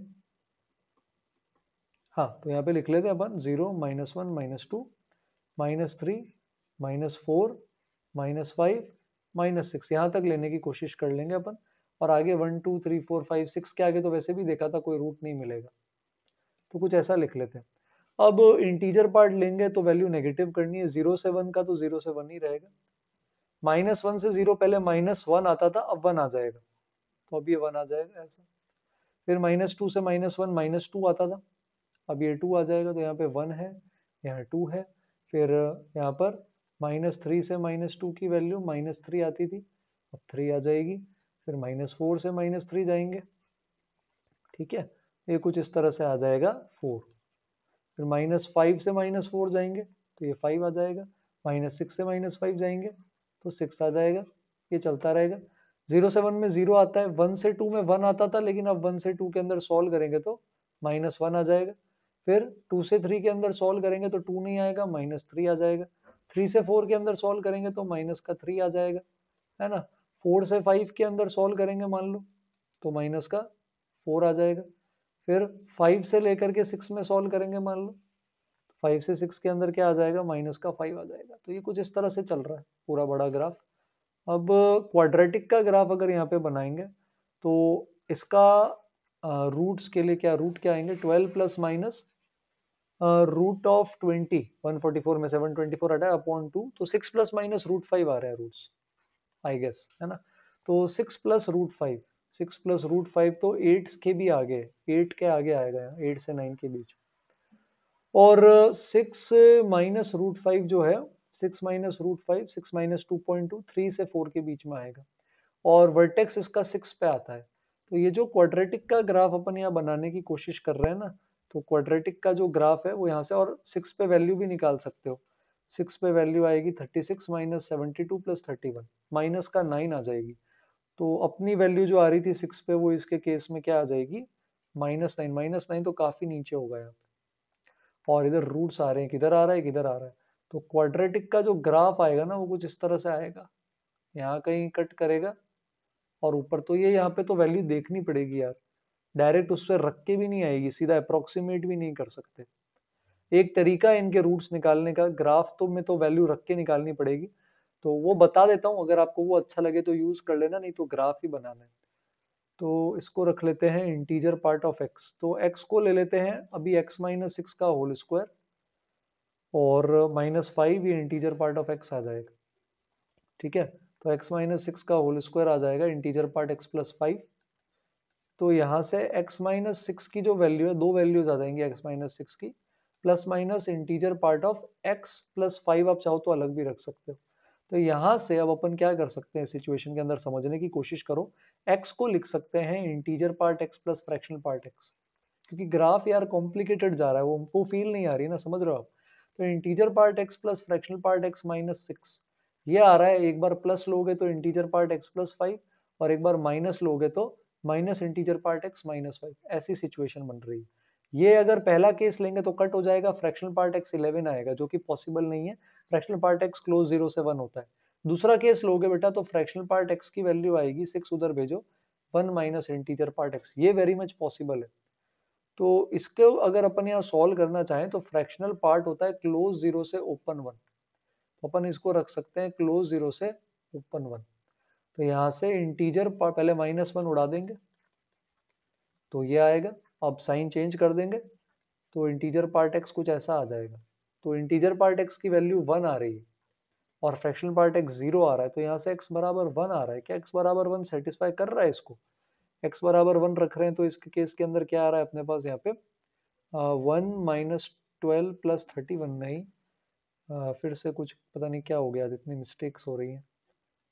वापस देखें एक बार, 6 इधर आया था, अपन ने क्या किया था, x² - 12x + 31 है, क्वेश्चन सही लिखा है ना, x² - 12x + 31 और बराबर इंटीजर पार्ट -x कर दिया था। ठीक है, और इसके केस के अंदर अगर अपन वापस आ जाए यहाँ पे, तो x माइनस सिक्स का होल स्क्वायर लिखा था, x² - 12x + 36 माइनस, अच्छा यहाँ माइनस आएगा, सॉरी सॉरी, कैलकुलेशन का हो गया है, पता नहीं काफी खराब हो गई आज। चलो तो वापस एक बार इसको कर लेते हैं सॉल्व, तो उससे ग्राफ से तो नहीं आएगा, और इससे करेंगे तो जल्दी आ जाएगा। तो मैं एक बार फाइनली इसको कर दूं, ताकि अगर आपके पास आगे शिफ्ट में ऐसा क्वेश्चन आए ना, तो आप इसको थोड़े से सिंपल तरीके से कर सकते हो। ग्राफ से आ जाए तो वो तो बेस्ट पॉसिबल चीज़ है, नहीं तो इससे कर सकते हैं। तो ये ऐसा क्वेश्चन है। अब आप इसको x माइनस सिक्स का होल स्क्वायर -5 लिख दोगे, है ना, उस तरफ ले जाएंगे तो x माइनस सिक्स का होल स्क्वायर आ जाएगा 5 minus integer part of x। Root लेंगे तो x माइनस सिक्स आएगा +-5 माइनस रूट एक्स।